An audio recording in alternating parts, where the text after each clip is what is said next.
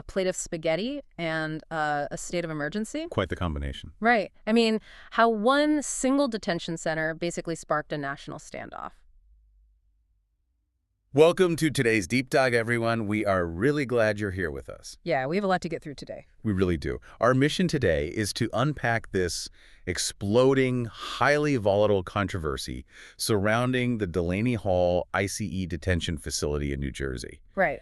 And we're looking at a stack of notes today, along with this very heated political YouTube commentary video.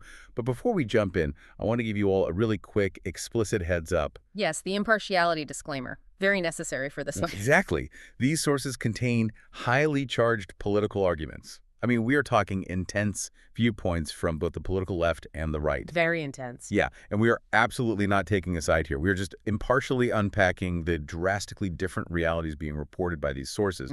We want to figure out what is driving this clash, because the disconnect is just staggering. You have Democratic lawmakers claiming the facility is completely inhumane. Right. But then the Trump administration, led by Tom Homan, insists it is a perfectly run operation. And all of this is happening while violent protests outside are literally forcing the local governor to declare a curfew. Yeah, so before we can even begin to understand the arguments over the interior conditions, what's happening inside Delaney Hall, we really have to look at the immediate crisis outside. The streets. Exactly. The chaos that brought this whole thing to a boiling point. So, starting over Memorial Day weekend, these protests outside Delaney Hall just escalated into severe violence. It got really bad really fast. It did. Demonstrators were throwing projectiles, lighting street fires, and actively assaulting vehicles. Which led to dozens of arrests. Right. I mean, a Brooklyn man was even hit with federal charges. Oh, wow. For what? For actually threatening to kill an ICE agent and their family. That is wow. But initially, the local and state police didn't step in, right? No, they were held back. Newark's mayor and Governor Mikey Sherrill hesitated to intervene because they officially deemed the protests, quote, peaceful. Wait, I have to push back on that. People are lighting street fires and throwing things at cars. How do you call that peaceful? Well, it puts the local leaders in a really tough spot politically. But holding back the police actually created a massive issue for the federal employees who were just trying to commute to work at the facility. Right. They're facing physical danger just trying to get to their jobs. Exactly. And because of that danger, federal officials stepped in and made a huge threat. They threatened to pull Customs and Border Protection Officers, CBP, completely out of the local airport. So it's like a game of high-stakes jurisdictional chicken. That is the perfect way to describe it. They basically said, if you can't protect our federal employees on the ground, we're pulling our federal employees out of your airport. Which would cripple the local economy. Completely. So ultimately, Governor Sherrill deployed the state police and implemented a mandatory curfew. That allowed the Newark police to finally outnumber the agitators and secure the streets. But I have to ask, if the whole goal of these protests was to help the detainees inside, how did this massive lockdown actually impact them? Well, it's a brutal irony, really. The sources note that because the intense protests forced Delaney Hall into a total security lockdown, family members couldn't visit. Oh, man. Yeah, they were temporarily unable to see the very detainees the protests were supposedly fighting for. Okay, let's unpack this. The streets are finally secured. The curfew is in place. Now the focus violently shifts back to the inside of Delaney Hall. Right, the spark that started all of this. Exactly, because Democratic lawmakers are demanding the permanent closure of the facility. They are alleging some pretty horrific things. Poor food, totally inadequate medical care, inhumane conditions. And rumors of hunger strikes. Yeah, mass hunger strikes. Yeah. Representative Hakeem Jeffries became a major voice here.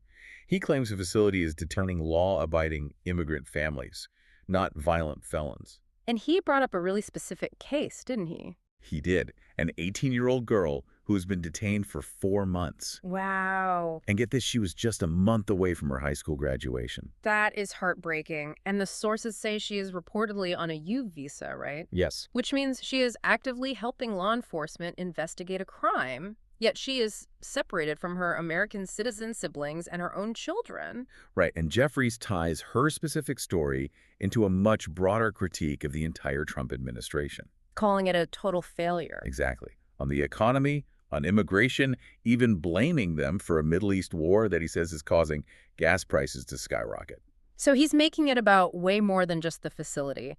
Meanwhile, Governor Sherrill posted on X that her focus is just on securing better conditions. But, and here's where I get stuck, if the allegations are this severe and specific, why is there such a massive disconnect with the official reports? Well, facing those severe allegations, the administration didn't just put out a press release, they sent Tom Homan. Right, he played a highly proactive role for the Trump administration. Very proactive. He conducted a surprise weekend inspection of Delaney Hall. He toured the medical center, the recreation areas. And the cafeteria. Yes, the cafeteria. To directly debunk the rumors of poor food, Homan actually ate the exact same meal served to the detainees.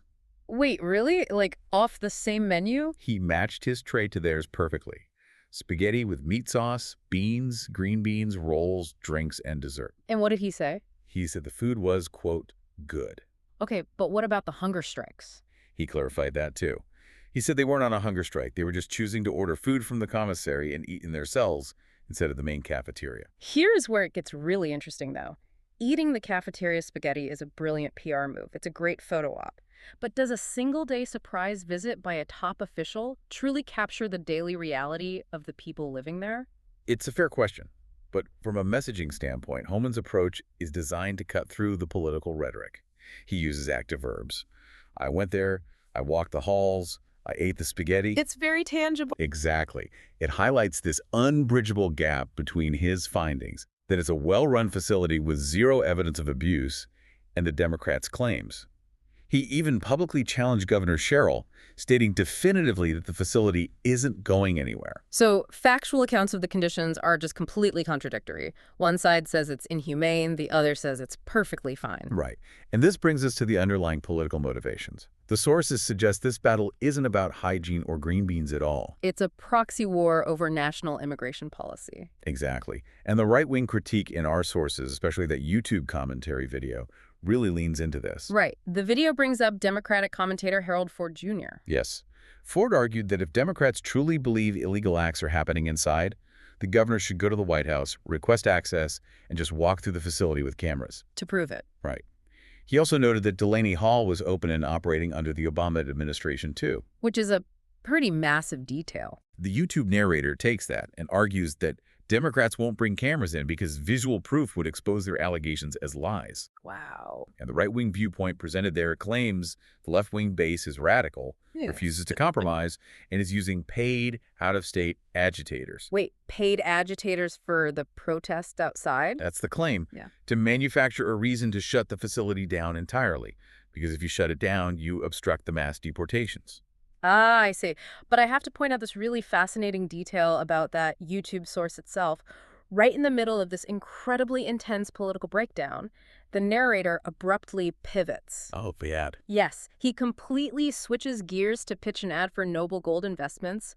He literally urges viewers to buy physical silver before a massive economic shift. It's charming, isn't it? It's wild. So what does this all mean? It reminds me of a magician's misdirection. Like, is the fierce fight over the cafeteria food just a distraction technique from the larger goal of halting deportations? Well, that's exactly how the right-wing sources frame it.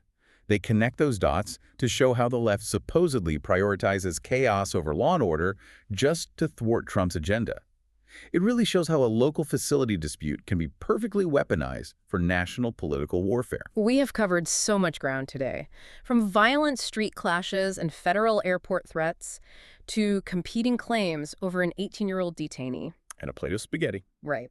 All culminating in this massive clash over national immigration enforcement. So why does this matter to you listening? Because this story is the ultimate case study in how a localized issue becomes ground zero for a polarized national narrative.